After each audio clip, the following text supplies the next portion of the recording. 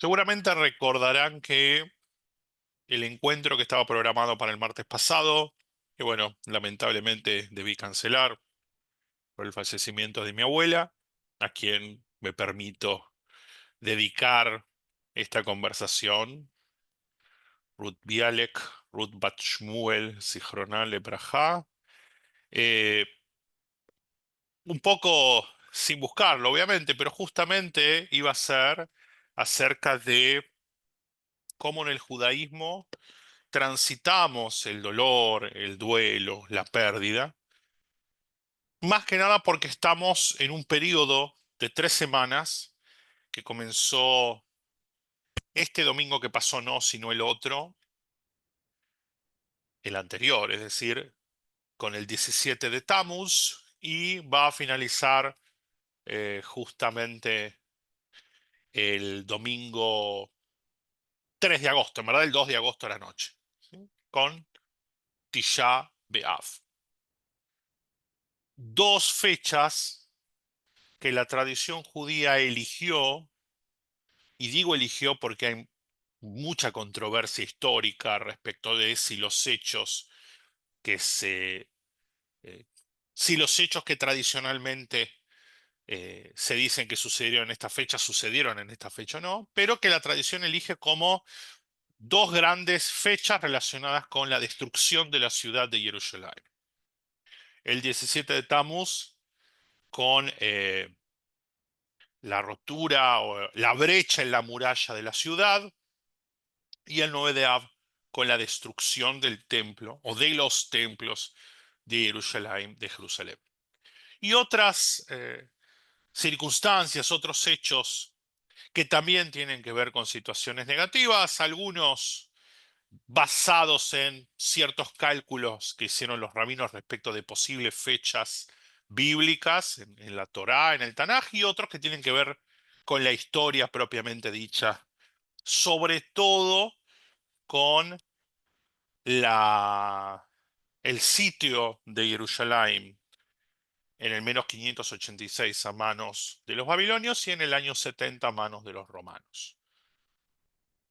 Este periodo de 3 semanas tradicionalmente se denomina en el calendario hebreo Bein HaMetzarim. Metzar es un término complejo,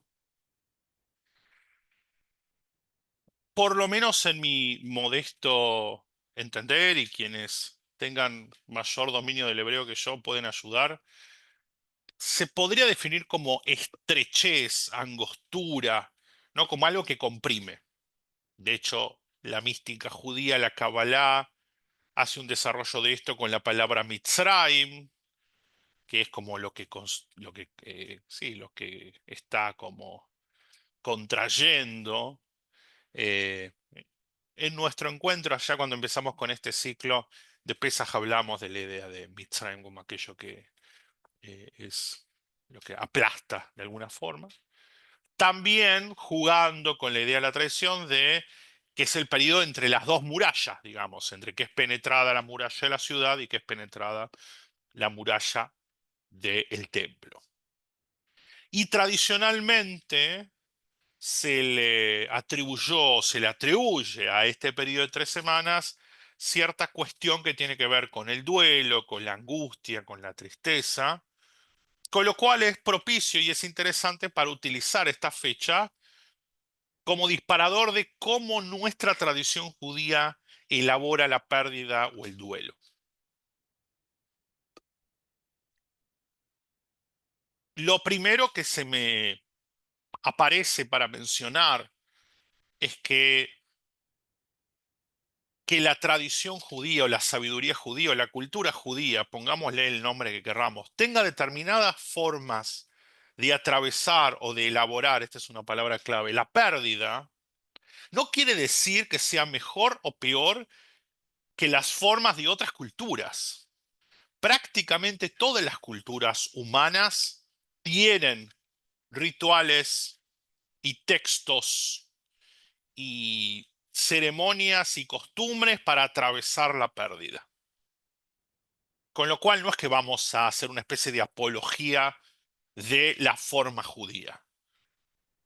No es ni mejor ni peor, pero es la nuestra. Por eso está bueno conocerla y pensarla. Y también haciendo asociación libre, cosa que me encanta y me permito en este marco hacerlo. No es un marco tan formal, es una conversación un poco más íntima. Siempre se me viene a la mente una entrevista que vi a uno de los, para mí, intelectuales más interesantes de los últimos 10 o 20 años, sobre todo porque muchas cosas que pasan hoy en día, él se refirió a ellas mucho tiempo antes. Con lo cual, más allá de que uno puede estar en contra o a favor de sus visiones, evidentemente algo entiende, que es el historiador israelí Yuval Harari. Excelente, él tiene unos cuantos libros, eh, todos son fascinantes sobre historia, también sobre historia actual o contemporánea y también sobre la situación de lo que puede llegar a suceder con las sociedades. Y él, una de sus ideas principales es que gran parte de lo que nosotros llamamos la realidad, él dice que son mitos compartidos. Son básicamente narrativas, otro término clave en Yuval Harari, narrativas que elegimos compartir. Por ejemplo, el dinero. Él dice, nosotros por convención asumimos que un papelito, a los argentinos nos gustan mucho los papelitos verdes, que dice 100 me sirve para comprarme, no sé, hoy $100, no sé, 7 kilos de carne, no mucho más en Argentina, pero bueno, me sirve para eso. Cuando yo tengo este papelito verde y se lo doy a- al carnicero y él lo acepta y me da carne, es porque ambos estamos compartiendo la narrativa, como otras miles de millones de personas, que ese papelito vale algo, por ejemplo. Lo mismo que la idea del Estado o de las religiones o de la familia, lo que querramos llamar. Son construcciones que compartimos y dice Yuval Harari, nos permiten organizarnos, lo que permite al ser humano poder organizarse no en clanes o en manadas de 10 o 50 individuos, sino de miles, cientos de miles y hasta millones, son estos mitos, estas narraciones compartidas. Entonces, desde este punto de vista, todo lo que llamamos la realidad sería básicamente nuestra imaginación, ¿no? Si todo es una construcción que elegimos compartir o que nos es dada, ¿qué sería lo real? Y en una entrevista a esto le preguntaron a Yuval Harari, bueno, a ver, si al fin y al cabo la religión, el Estado, la ética, etcétera, etcétera, son mitos, ¿qué es lo real? Y él dio una respuesta que a mí me parece fabulosa para iniciar esta conversación. Y él dijo, si hay algo que los humanos podríamos considerar real, dijo Yuval Harari, es el sufrimiento. De hecho, no hay nada más hiriente y hasta humillante que cuando el prójimo está sufriendo por lo que nosotros consideramos es irrelevante, decirle, pero mirá vos que te estás haciendo mala sangre por semejante pavada. Porque si te estás haciendo mala sangre, si estás sufriendo, es que para vos no es una pavada, si no, no estarías sufriendo. El sufrimiento no solo que es universal, porque todos en la vida, en mayor o menor medida, porque hay que aceptar que algunos lamentablemente tienen que transitar sufrimientos mucho más largos y mucho más duros que otros, pero todos a lo largo de nuestra vida, inexorablemente, aunque sea un mínimo, vamos a sufrir. No hay un ser humano en la faz de la tierra que pueda decir yo nunca en mi vida sufrí. Y tal es el peso que tiene el sufrimiento en nuestra constitución como seres humanos, que gran parte de lo que hacemos lo hacemos para evitar el sufrimiento. Y no hay herramienta o arma discursiva más eficaz para conseguir algo de alguien que prometer aliviar ese sufrimiento. No es casualidad que el negocio religioso más interesante de los últimos tiempos, sobre todo en Latinoamérica, tiene como consigna: pare de sufrir. Y no es casualidad, y esto es un poco picante lo que voy a decir, que muchos movimientos religiosos fundamentalistas, a cambio de enormes sacrificios personales, ¿qué es lo que prometen? Eliminar el sufrimiento. Que el sufrimiento puede ser a causa de un malestar físico, puede ser a causa de la soledad, puede ser a causa de un vínculo tóxico, puede ser a causa del desempleo, de lo que nosotros querramos. Pero no hay arma más poderosa para captar la voluntad de la gente que decirle: yo voy a hacer que vos dejes de sufrir. Lo cual sabemos que al fin y al cabo es una estafa, porque no se puede vivir sin sufrir. Hay algo de la vida que tiene que ver con el sufrir. No sufrir en el sentido de un martirio, sino en el sentido de pasarla mal. Nunca la vamos a pasar del todo bien todo el tiempo. Y en este sufrir, una de las razones más universales es sufrir por haber perdido algo o alguien. Lo que muchas veces denominamos el famoso duelo.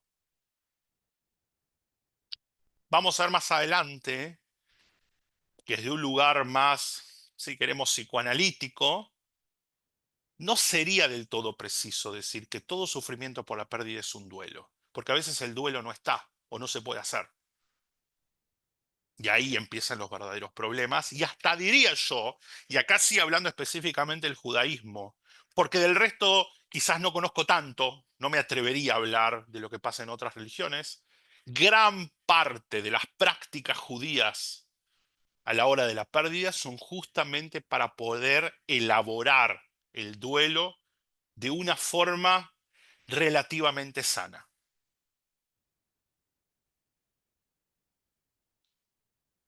Pero si decimos que el duelo es un trabajo y que hay que elaborarlo y que hay costumbres y rituales y plegarias para elaborar el duelo, esto implica, desde un lugar, llamémoslo evolutivo-cultural, que entonces puede ser que un duelo no se elabore bien. Porque si el duelo sería algo, entre comillas, natural, genético, ¿para qué necesitamos costumbres o prácticas que nos hagan atravesar el duelo? Nuevamente, volviendo a la psicología clásica, específicamente al psicoanálisis, en general se habla de que hay dos grandes distorsiones o desviaciones, o si queremos, soluciones no tan eficaces a la hora de elaborar una pérdida. Que en muchas teorías o muchos autores, en general podría clasificarse como en dos salidas no tan sanas a la hora de la pérdida. Una es la melancolía y la otra es la manía. ¿Qué es la melancolía? La melancolía sería no poder avanzar, que la pérdida que sufrí me deje paralizado en ese momento. No encontrar razón, no encontrar un vínculo, no encontrar un motivo para levantarme a la mañana y seguir con mi vida. Porque ahí la quedé. Puede ser la pérdida de un ser querido, pero puede ser también la pérdida de un trabajo. Puede ser la pérdida de determinado de determinada característica de la salud, ¿sí? Puede ser la pérdida de una casa, literalmente. Para cada persona, para cada historia, la pérdida puede pasar por otro lado. Pero el haber perdido algo y no poder seguir adelante es uno de los grandes riesgos de la pérdida. Por ejemplo, es muy usual que ante la pérdida de un ser querido, uno se encuentre con historias de personas que, por ejemplo, 10, 20 o 30 años después de haber un ser querido, todas las semanas van religiosamente al cementerio. Todas las semanas. Y ahí uno se pregunta si esta cuestión es realmente una cuestión de voluntad, que si la persona quiere ir, o es casi una compulsión. Se quedó ahí fijada. No puede no ir, porque se quedó fijada a ese lugar que en verdad es simbólico, porque ya sea que tengamos una perspectiva pesimista y creamos que después de la muerte no hay nada, o ya sea que tengamos una perspectiva optimista y pensamos que hay un alma que trasciende la muerte del cuerpo físico, sea como sea, en ninguno de los casos habría motivo para visitar un sepulcro de forma compulsiva, porque en cualquiera de los casos el ser querido ahí no está, o no está del todo o está con el eterno, o quizás en una perspectiva más como mística está dentro mío. Esa es la melancolía, que también a veces se llama depresión. Lo que pasa es que el término depresión está tan banalizado, que hasta hoy en día esto tiene que ver con otras cosas. No sé si llegaremos a hablarla hoy, si no lo hacemos la semana que viene. Vivimos en una sociedad que le tiene tanto miedo a la tristeza que cuando uno está triste estás deprimido. Y estar triste no es estar deprimido. A veces es sano estar triste. A veces es lo correcto estar triste. Y después vamos a hablar nuevamente, si no llegamos hoy en el próximo encuentro, de cómo parte de la vida incluye estar triste. No podemos estar contentos todo el tiempo. No podemos tener buena onda todo el tiempo.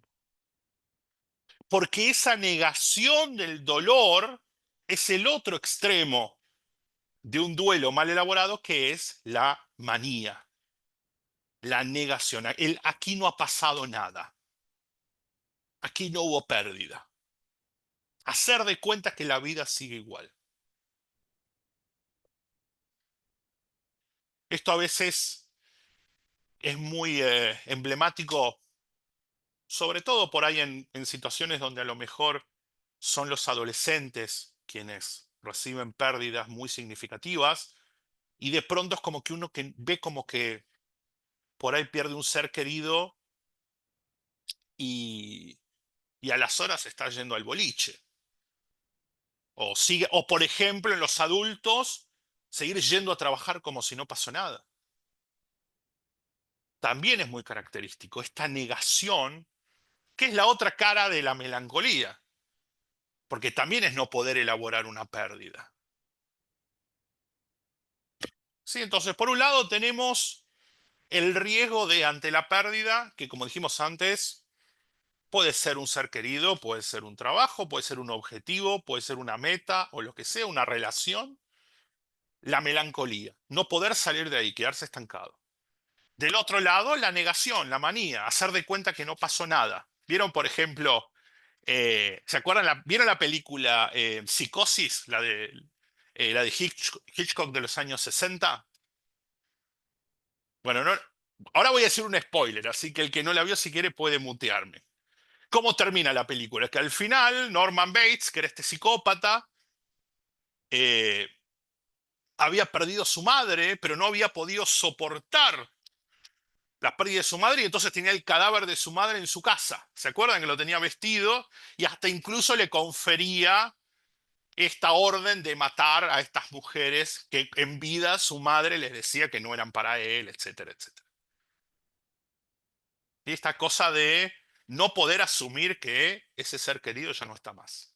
Por lo menos físicamente. Después cada cual, según sus concepciones religiosas, lo elaborará de otra forma.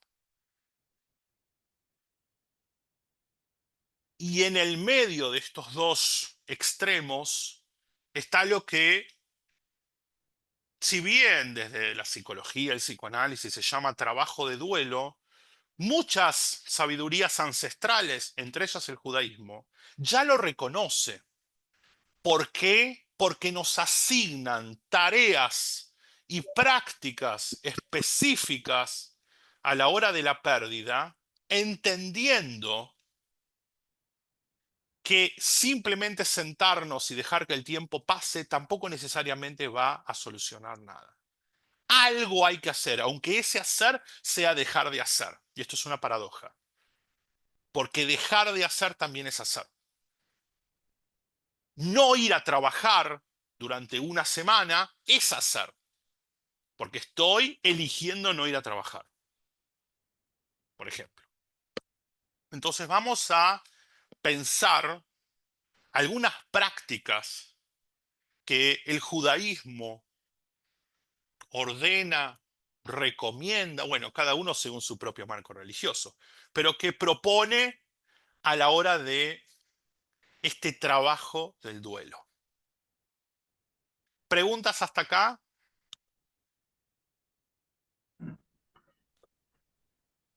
Yo creo, Raf, Adelante. que entre la melancolía y la manía, creo que tiene que haber un punto medio para poder salir adelante de una elaboración de duelo.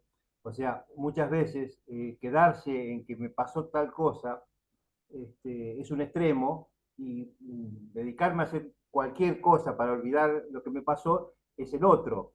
Pero también, si buscamos el punto medio, también puede ayudar el hecho de, por ejemplo, me pasó algo y yo sigo mi vida rutinariamente. Voy a trabajar, voy a hacer lo que hago habitualmente porque tratando de evitar que la rutina continúe, y es una forma de elaborar el duelo, calculo como un mecanismo de defensa para evitar el sufrimiento.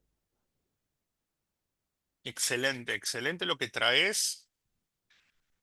Voy a jugar a ser alguien que pasó por la facultad de psicología, porque es verdad que pasé, pero hace muchos años. Pero diría, según la corriente que hables, algunas van a decir que estas posiciones en la melancolía y la manía son elecciones y otros dirían que en verdad son productos de estructuras que ya vienen de antes. Es decir, el que cae en la melancolía y la manía no puede hacer otra cosa. Por ejemplo, diría el psicoanálisis, porque en verdad ya viene con una historia previa.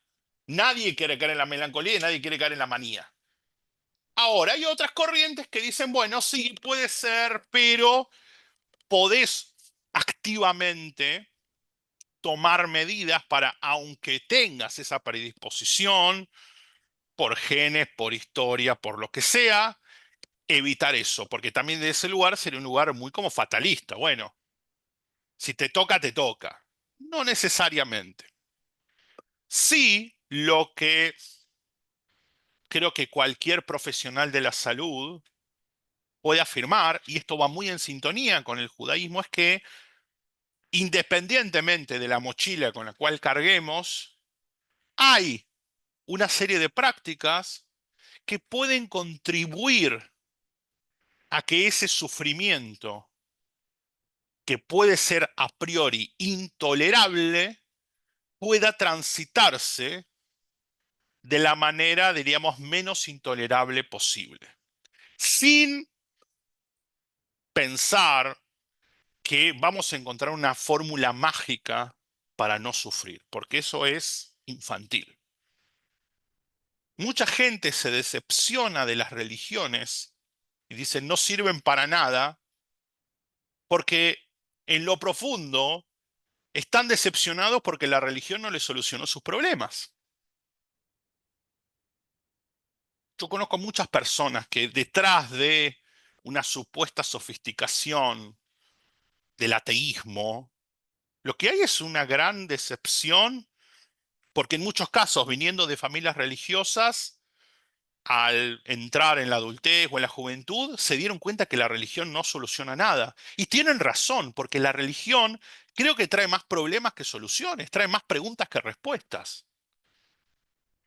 Algún día podemos hablar en profundidad de esto, pero quiero mencionar un autor que se llama Joseph Soloveitchik, que escribe un libro fabuloso que se llama La soledad del hombre de fe, donde él lo que establece, siendo él ortodoxo, es que no importa cuán observantes seamos, la soledad y el sufrimiento son existenciales al ser humano.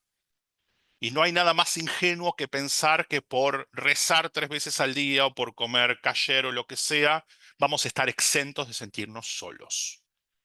Porque hay una soledad que es constitutiva del ser humano. Joseph Soloveitchik. En algún momento podemos dedicar específicamente un encuentro a hablar de él, que me parece un autor fabuloso. Vamos ahora en esta segunda parte de la conversación a centrarnos en qué es lo que el judaísmo tiene para decir respecto del trabajo de duelo. Y para abrir este segundo segmento, quiero traer una frase que la leí hace muchísimos años y en un contexto que no tiene nada que ver con la religión, ni mucho menos, pero siempre me pareció fantástica, que dice: no es bueno por ser viejo, sino que es viejo por ser bueno. Si una práctica ha sobrevivido siglos y siglos y siglos y llegado hasta nosotros, es porque algún tipo de, podríamos decir desde lo antropológico, eficacia simbólica tiene. Algo tiene. Porque sería ingenuo pensar que lo que hoy llamamos tradición es todo lo que había hace 2000 o 3000 años. Seguramente lo que hoy hacemos es el 10% de lo que hacía la gente.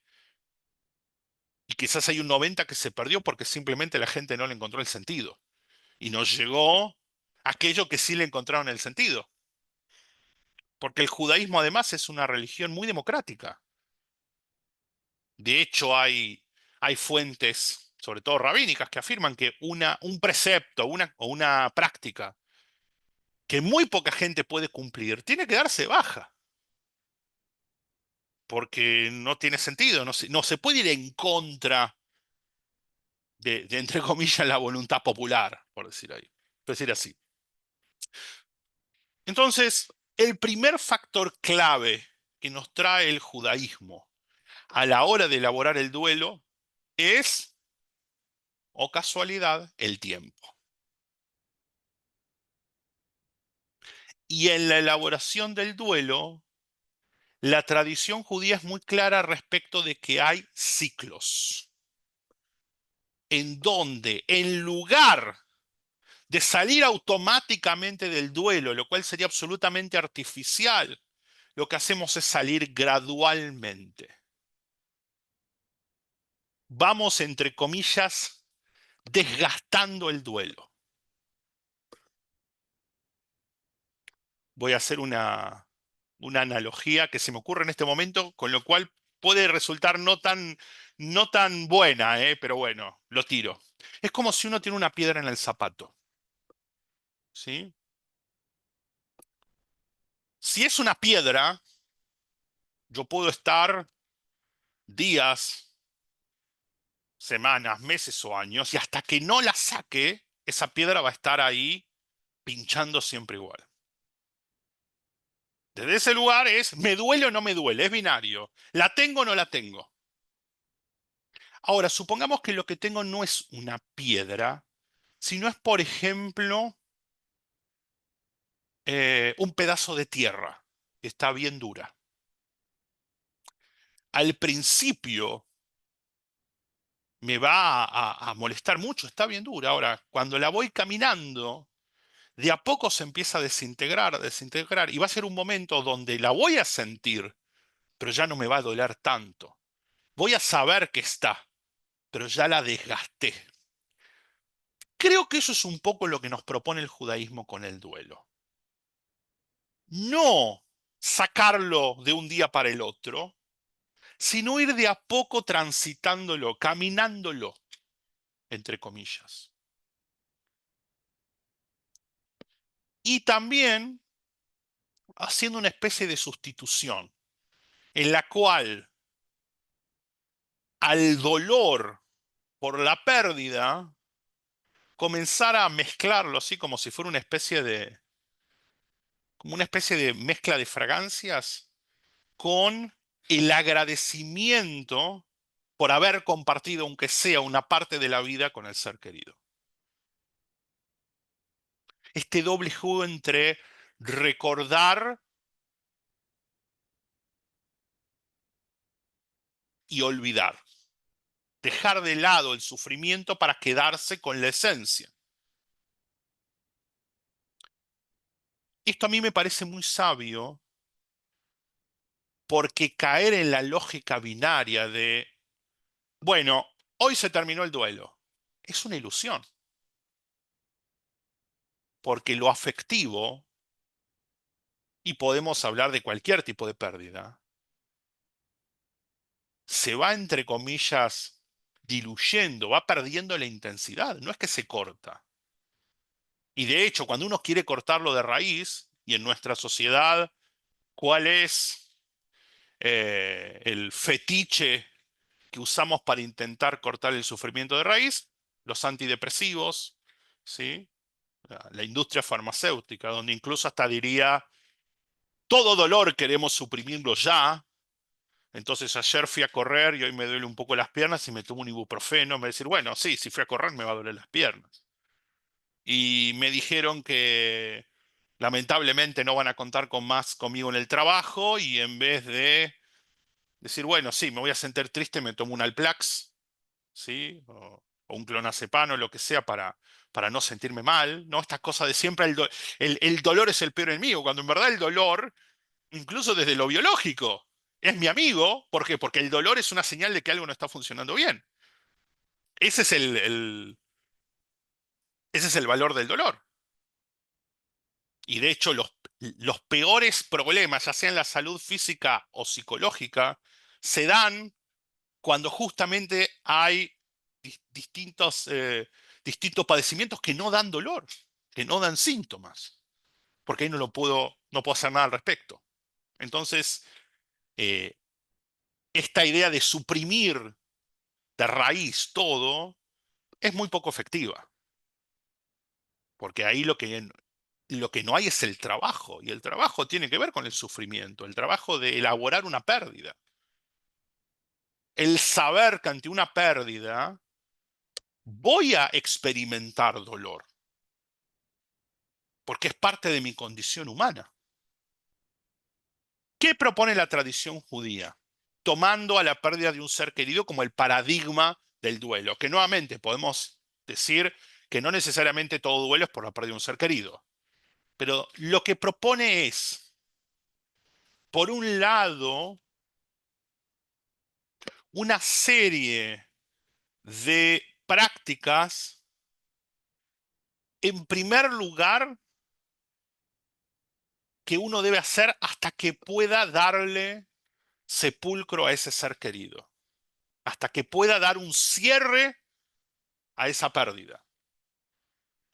En nuestra tradición se llama aninut, que es un onen, es una persona que se ha enterado de que ha fallecido un ser querido, pero todavía no lo ha podido enterrar. Está en una especie de limbo y se entiende que es uno de los momentos más dolorosos de la pérdida porque, por un lado, siente la necesidad de tramitar o de empezar a trabajar su duelo, pero por otro lado tiene la obligación de encargarse de que ese ser querido tenga el funeral apropiado. Está como en esa especie de limbo donde todos sabemos esa situación tan rara cuando uno pierde un ser querido, donde si fuera por vos te tirás a llorar, pero por otro lado tenés que ir a hablar con la funeraria y hacer el trámite. Y voy a decir algo muy duro, lamentablemente en nuestra comunidad, creo yo, todavía tenemos la instancia de ese terrible momento donde uno tiene que, entre comillas, negociar el valor del sepulcro es tremenda. Y yo espero que en algún momento eso cambie, porque les aseguro que no hay nada peor que estar en carne viva del dolor y tener que sentarte con alguien que te diga tenés que pagar 10, 20 o 30. Deberían encontrar una forma de que esto no sea así. Pero bueno, eso es la aninut. Y según la ley judía, el onen está exento de los deberes religiosos. ¿Qué quiere decir? No le podemos pedir a una persona que está con el dolor de la pérdida, que está a su vez intentando hacer los pasos administrativos para poder darle sepulcro al ser querido, no le podemos encima pedir que se acuerde de ponerse los tefilim, de decirle el Shema Israel. Está en el limbo. ¿Sí? Entonces esa es la primera cuestión que nos trae la tradición. Algo profundamente humano de empatía. En este momento no se le puede pedir nada. Está haciendo lo que puede. Este es el primer momento. Que por eso también nuestra tradición dice que debería durar lo mínimo posible. Para la tradición judía, cuando una persona fallece, mientras antes se la entierre mejor. ¿Por qué? Porque entonces los deudos pueden comenzar su trabajo de duelo, porque ya están tranquilos. Ya hicieron lo que tenían que hacer. Ahora es momento de transitar ese duelo. Justamente cuando empieza el duelo, es decir, luego de que se ha podido dar sepulcro a ese ser querido, ahí comienza un periodo de una semana que es la famosa Shiva. Hay muchas costumbres de la Shiva y dependen mucho también en función de eh, el grado de observancia de la familia, pero quiero traer algunas muy universales. Una de las más universales que tiene la Shiva es procurar durante esa semana tratar de quedarse en casa, no ir a trabajar, no asistir a eventos sociales. Si uno puede, obviamente, tratar de que la vida pase por casa. ¿Por qué? Porque hay algo del ruido del mundo exterior que puede ser muy seductor para negar el duelo. Es muy seductor en vez de quedarme en casa intentando reflexionar e intentando recordar a ese ser querido, salir ya a trabajar, o ya a la calle, o ya a la escuela, o ya al boliche, o ya irme de viaje. Entonces el judaísmo dice no, por lo menos una semana, no es que no podés salir a la vereda, pero intentá tomarte esa semana para un momento de introspección, donde lo que tenés que tratar de hacer es no quedarte con la foto final, sino con toda la película. Donde el gran desafío es que ese último momento de mucho dolor, donde tuviste que despedirte, que en algunos casos también puede estar atravesado por situaciones o imágenes muy traumáticas, no opaque toda esa vida que tuviste el privilegio de compartir con ese ser querido. Obviamente hay situaciones donde lo que se da es el ciclo natural de la vida y entonces son mucho más fácil de transitarlas. Hay otras situaciones que son mucho más trágicas, pero la premisa es siempre la misma, que el dolor no te opaque la memoria.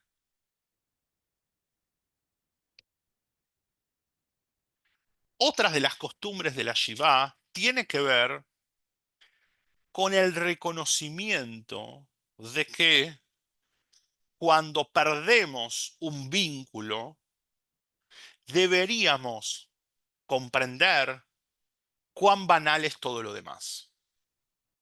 Por cuántas pavadas nos preocupamos día por día o día a día. Por eso la costumbre de no utilizar ropa nueva o de sentarnos o en el piso o algunos en sillas bajas. Hay quienes cubren los espejos como símbolos de vanidad. Es la idea también de que el doliente se rasga sus ropas. Es la idea de que justamente cuando uno pierde un ser querido, más que nunca uno se da cuenta que en verdad lo que menos le interesa es si se está rasgando, ¿no?, su camisa nueva, su remera nueva, lo que sea. Poco importa lo material. Es decir, una de las recetas que trae la tradición judía para elaborar el duelo es intentar utilizar, entre comillas, esa pérdida para reubicarme o reorientarme en lo importante de la vida. Y para no caer, a su vez, en este escape, en el materialismo, como decíamos antes, en el, bueno, compensar esa pérdida humana con posesiones, por ejemplo, o con consumo. Hay una idea, por ejemplo, de que las comidas durante el duelo son sencillas. No hay grandes fiestas, no hay banquetes.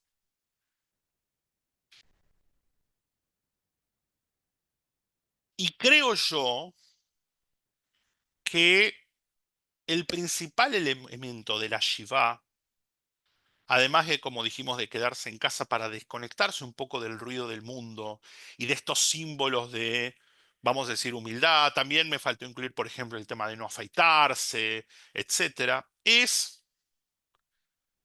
que la comunidad acostumbra durante la Shiva a visitar a los deudos. En muchos casos a llevarle comida. ¿Por qué? Y ahora lo vamos a hablar en un ratito. Porque nada nos aterra más y nos resulta más complejo a los seres humanos que acompañar a una persona en su duelo. Porque ser testigo del sufrimiento, del duelo del otro, nos enfrenta a que a mí me podría pasar lo mismo. Y por tal razón es que la tradición judía nos dice que como comunidad estamos obligados a acompañar a los deudos, porque si fuera una cuestión de elección, encontraríamos cualquier tipo de excusa para no hacerlo. Y a su vez, a los deudos les dice que están no obligados, pero sí que deberían abrir las puertas de su casa a las visitas, porque el otro gran riesgo que conlleva el duelo es el aislamiento. Preguntas. Esto de la Shiva, de quedarse en casa, tratando de elaborar el duelo, no trae otra, no sigue trayendo más el dolor en vez de tratar de pasarlo sí, para, es decir, quedarme en casa, es como que el dolor todavía persiste, o sea, en vez de tratar de alejarlo, es como que todavía está. Sí, es así y creo que ese es el objetivo. Voy a tratar, a ver, no voy a hacer una apología, pero voy a tratar de encontrar la siguiente razón. Si yo tengo una toxina en el cuerpo, eliminarla va a ser un proceso doloroso, de la forma que sea, ya sea, digo, no, es la hora de la cena, así que no vamos a dar ejemplos, pero sabemos que de una u otra forma eliminar toxinas es siempre doloroso, molesto, ¿sí? Ahora, ¿cuál es la otra opción? Que siga estando en mi cuerpo. Es como vieron, por ejemplo, a mí a veces me pasa con mi hija. Eh, la verdad que gracias a Dios mi hija no suele tener muchos problemas digestivos, pero como le pasa a todos los chicos, más de una vez por ahí tenía náuseas. ¿Y qué pasa con los chicos? Bueno, y a veces con los grandes, que tienen por ahí tanto terror a vomitar que se aguantan, digamos, que les da miedo el vomitar, por ejemplo, ¿no? Perdón, pero bueno, es el ejemplo que mayor viene, más bien. Y uno que trata de explicarle a los chicos que si realmente el cuerpo está tratando de sacar una toxina o un alimento que cayó mal, no hay nada peor que no sea así. Yo creo que con el dolor pasa algo un poco parecido. Lo que vos decís, Shimon, es absolutamente cierto. Obviamente, después de una pérdida, quedarme en casa me va a enfrentar con el dolor vis a vis. Pero es mejor enfrentarlo, transitarlo, que me atraviese, que me parta y después rearmarme. Y esto cualquier terapeuta lo puede decir, que en su momento hacer de cuenta que el dolor no existe y seguir adelante sin poder elaborarlo. Es mucho más nocivo, por ejemplo, salir a trabajar inmediatamente o irse un viaje o lo que sea, que enfrentarse a una situación en la cual no es que nos martirizamos, no nos flagelamos, digamos, pero sí evitamos conductas de escape. Aquí estoy yo, aquí está mi dolor, es parte de mí y lo tengo que encarar, porque si no lo encaro ahora, va a crecer dentro de mí. Yo creo que para mí el dolor por el dolor es como, nuevamente, estoy utilizando ejemplos muy duros, pero creo que ameritan, es como un tumor. O lo encaro y tomo las acciones necesarias para reconocerlo y hacerlo al respecto, o miro para otro lado y cada vez crece más. Y llega un momento que me invadió. Conozco ejemplos de gente muy cercana que en su momento no pudieron elaborar el duelo de una pérdida y hasta hoy en día, quizás 15, 20 o 30 años después, cargan todavía con este fantasma que en su momento no pudieron exorcizar. Por eso creo que hay algo de sabio en la tradición judía al decirnos, si vos perdiste a alguien, vas a tener que enfrentarte con el dolor, cara a cara. Y no vale irte por la tangente, no vale emborracharte, no vale drogarte, no vale conductas compulsivas. Puede ser compras, puede ser sexo, puede ser lo que sea. Tenés que encararlo. Pero, ¿cuál es la buena noticia? No lo vas a enfrentar solo, porque tenés una comunidad que va a estar al lado tuyo,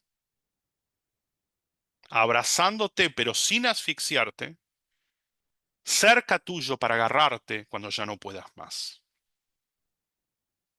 Diciendo algo, probablemente no, porque esto está muy también desarrollado en el libro de Iov, en la historia de Job. Cuando una persona está en el duelo, lo mejor que se puede hacer es silencio y un silencioso, respetuoso acompañamiento. No hay nada peor, y yo he visto muchos líderes religiosos haciéndolo, que hacer una exposición filosófica frente al sepulcro, que tratar de explicar lo inexplicable. Hay pérdidas que no se pueden explicar. Y el judaísmo, creo yo, nunca le interesó demasiado encontrar respuestas a preguntas que no tienen respuestas. ¿Qué hacemos? Acompañamos. No sé por qué te pasó esto, no sé por qué esta persona se fue o tan joven o sufriendo tanto, pero acá estamos para ayudarte. ¿Qué necesitas?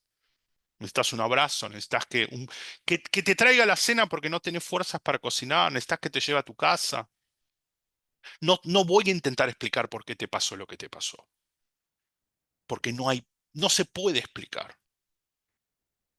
Y nuevamente, insisto, conozco varios o muchos líderes religiosos, gente de mucha experiencia, que en momentos como en un funeral, e incluso en situaciones muy trágicas, intentaron explicar lo inexplicable. Nos atraviesa, no hay pregunta, no hay respuesta, es un misterio. Hay hay un pasaje muy lindo del Talmud, la otra vez lo estaba estudiando, donde dice que no hay que preguntar qué hay arriba, qué hay abajo, ¿sí? Ni qué hay atrás.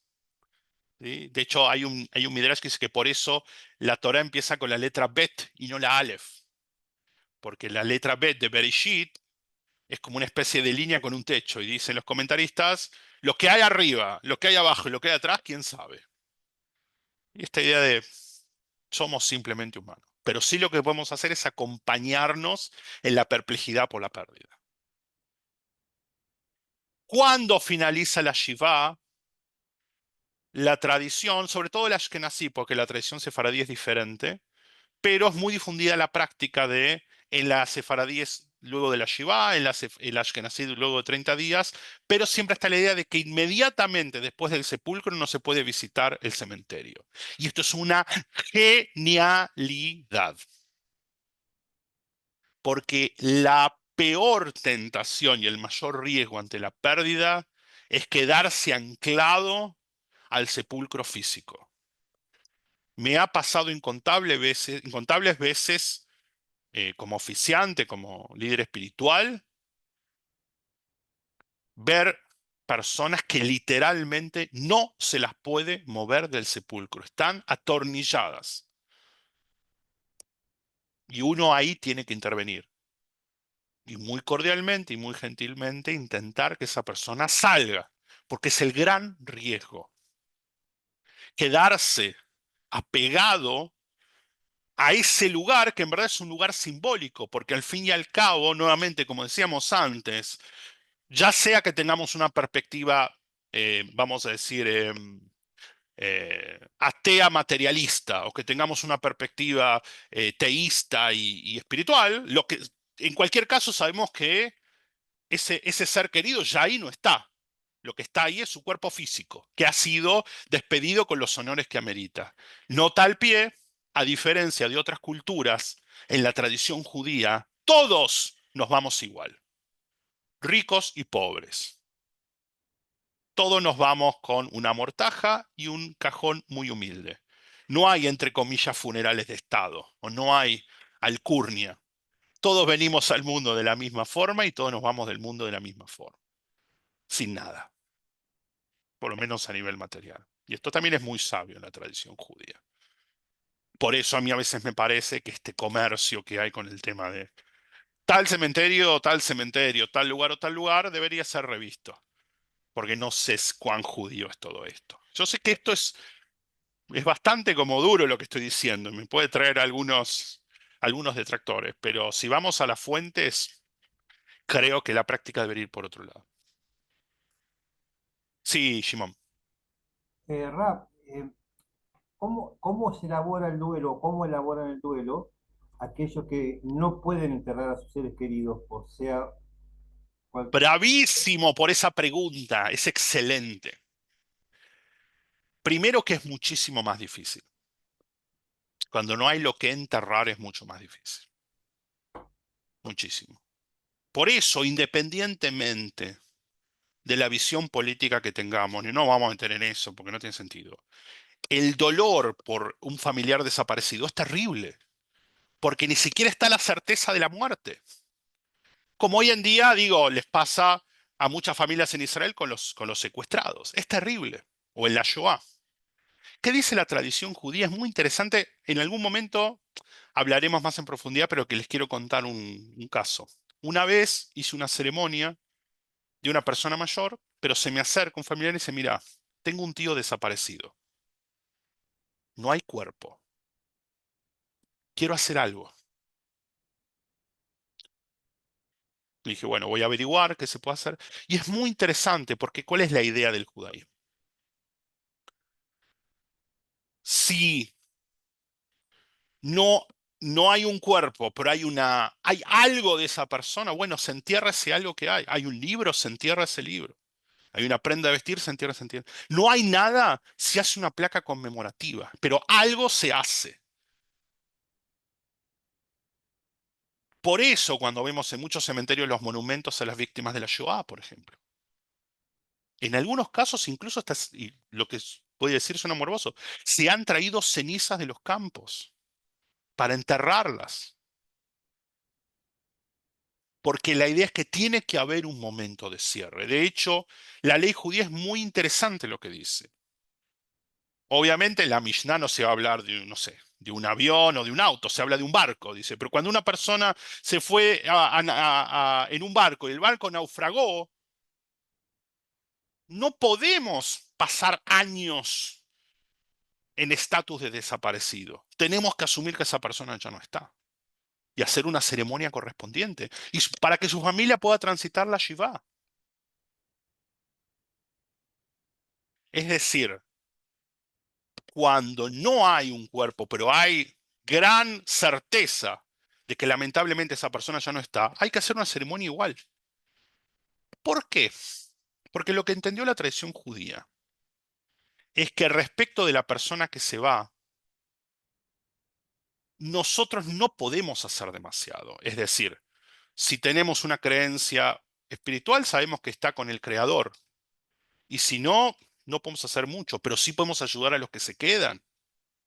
El que se fue ya está con el Eterno, pero ¿qué pasa con los que se quedan? Por eso la tradición judía dice, ¿sabes qué? Está bien y es correcto que te duela la pérdida de una persona, pero fíjate qué pasa con sus deudos, fíjate qué necesitan. No te quedes solamente en lo metafísico. ¿Cuándo terminan estos 30 días para la tradición ashkenazí y 7 días para la tradición sefaradí? Ahí se habilitan de vuelta las, las visitas. La verdad es que este es un tema muy largo y muy interesante y creo que sí podemos continuar la semana que viene con algunas otras cosas que tienen que ver con cómo el judaísmo propone transitar esta pérdida. Quizás podemos centrarnos en algunos textos muy interesantes que nuestra tradición ha asignado, sobre todo en la idea muy desafiante de aceptar que a veces nos pasan cosas que no nos gustan, que no entendemos, pero no por eso deberíamos dejar de transitar nuestra comunidad, nuestra pertenencia y nuestra identidad, que es uno de los grandes objetivos que tiene la tradición judía. Cierro como buena clase judía con una pregunta. Preguntémonos, si queremos, para la semana que viene, ¿por qué el texto más representativo del duelo, que es el Kadish, requiere de un minyan para recitarlo? Porque es casi contraintuitivo. ¿Por qué yo necesito de otro para recordar a mi ser querido? ¿No es complicarme la vida? Esta frase o esta pregunta se las tiro para la próxima. Bueno, preguntas, comentarios finales. Bueno, entonces, sí, Rocío. No, estás muteada.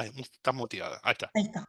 Sí, te quería preguntar, porque no lo vi, yo al menos, si se sigue haciendo, digamos, todo lo que es la Shiva en el movimiento Mazortí. O sea, sé que lo otro sí, de la inauguración de la lápida y todo eso sí, pero lo de la Shiva, Qué buena pregunta y qué pregunta picante. A ver,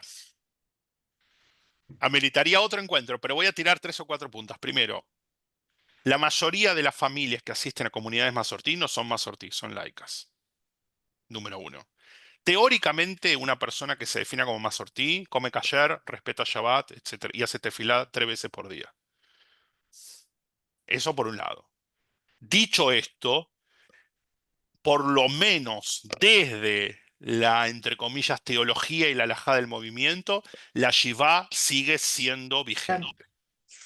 Un judío que quiera tener una práctica acorde a los estándares del movimiento mazortí debería ser Shivá. Pero nuevamente, sobre todo en Argentina, donde tenemos prácticamente no hay reformismo, hay muy poquito, de facto que son Sí, las no. comunidades conservadoras, son comunidades donde van judíos que no son ortodoxos, incluidos muchos judíos laicos.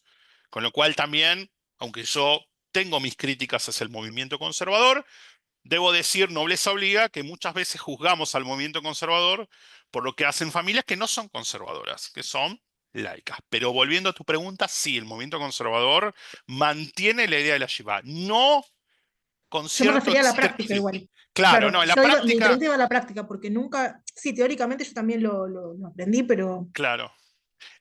Acá nunca en lo viví. Argentina, lo que pasa es que acá en Argentina nuevamente la comunidad mazortí es muy particular. Yo te puedo decir, por ejemplo, en Estados Unidos o en México, con diferentes grados, algo de la Shivá las familias mantienen. Por lo menos se acostumbra mucho durante la Shivá en familias conservadoras y también reformistas incluso, que por ejemplo los vecinos o los familiares todos los días vayan a visitarlos, les lleven comida, hacer servicios de recordación en las casas. Acá en Argentina no tanto, pero nuevamente creo que tiene que ver con muchas variables sociales y que, como decíamos antes, de facto la mayoría de las familias que se definen como conservadoras tienen un estilo de vida más cercano a lo que sería el laicismo. Pero Por lo menos desde los papeles sí. La otra pregunta muy interesante es si quienes de diferente lugar nos toca liderar comunidades conservadoras, ¿cuántas fichas, entre comillas, le ponemos a la Shiva? Y acá, y me voy a incluir, no les obliga, a veces no las suficientes. Quizás porque tenemos el prurito, porque tenemos el miedo de que la familia se siente invadida porque nosotros les impongamos prácticas. Mm. Es un tema Sí, muy interesante el que trae, porque pien- además nuevamente nos metería en la lógica de qué es el movimiento conservador y si realmente el movimiento conservador está moviendo o conservando algo. Es un tema muy, muy, muy complejo y yo tengo pienso, algunas postres, sí. pienso también ahí cuán posible es dentro de cómo la sociedad concibe el trabajo, el estudio, Obvio, faltar una semana entera, ¿no? claro, Que obvio, bueno, obvio, legalmente hay, creo que 2 o 3 días, depende absolutamente. Algo del que no lazo, dije, pero y algo que no dije es que desde la halajá, si la persona tiene que salir a laburar para llevar el pan y va a laburar. Pero creo que la idea de Shiva, más allá del detalle, creo que va la idea de que te tomes una semana en la medida que puedas para bajar un cambio. Sí, creo que va un poco por ahí. Liana. Hola, en CIO, tiempo atrás la ciudad se respetaba bastante bien dentro de los parámetros más o menos normales en Argentina, sobre todo que le puso mucho énfasis cuando estuvo Gabriel Pritzker, cuando me tocó a mí, hasta el tema de comidas que sean ovaladas o redondas, todo se dedicó, hasta nos hizo leer un libro, le ponía mucha ficha, no así otros seminaristas. Sí, como te digo, es un tema que depende mucho, digamos, también de quién esté, cuál sea su background y su acercamiento. Con lo que vos decís, Liana, diría, no me atrevería a decir que hay un estándar unificado, como en muchas cosas el movimiento conservador. ¿Sí? Según el Mara de Atlas, según quien esté liderando, las posturas que tenga. Sí es verdad que, sobre todo esto después de la pandemia, en una sociedad cada vez más aislacionista y más vertiginosa, la Shiva es una práctica absolutamente contracultural. ¿Por qué? Porque decirle a alguien que pare una semana, que se concentre lo que se tiene que concentrar y pedirle a una comunidad que se destine tiempo para hacer una visita presencial, por ejemplo, bueno, realmente es un desafío. Creo que se puede, y sí te puedo decir que lo que muchas veces noto, sobre todo en comunidades más pequeñas, es que a veces, aunque no haya una conciencia formal de lo que es una Shiva, hay una reacción casi natural en muchos casos de la comunidad de intentar contener, con un llamado a veces, con un cómo estás, qué necesitas, que a veces en las comunidades grandes quizás es más difícil, ¿sí? Pero sí, lo que traes es muy interesante y nuevamente no hay un estándar unificado hoy en día. Bueno, la idea es la semana que viene continuar con esto, probablemente más desde lo textual, porque creo que hay mucho para traer, aprovechando que estamos en las 3 semanas, todavía la semana que viene vamos a estar, y ya creo yo que una vez que finalicemos esto, así como en las lecturas de la Haftará, en las lecturas que hacemos después de la Torá, luego de Tisha B'Av, que venimos de 3 Haftarot de reprimenda, empiezan las Haftarot de consuelo, mirando hacia Yamim Noraim, hacia Rosh Hashanah, también podemos, una vez que dejemos atrás Tisha B'Av, empezar a centrarnos en el tema de lo que es el mes de Elul, la Teshuvah, Rosh Hashanah, ¿sí? Como para meternos en clima, porque lo tenemos acá a la vuelta, ¿sí? Está muy cerquita, un mes y pico. Bueno, espero que tengan una linda semana. Aquellos que, como en mi caso, somos padres, que tengan mucha fuerza y puedan transitar estas vacaciones de invierno lo mejor que puedan. Ya habrán tiempos mejores. Es así. Y los que sean abuelos, por favor, sean solidarios con sus hijos porque los necesitan más que nunca. Bueno, nos vemos el fin de semana con algunos y el martes con otros.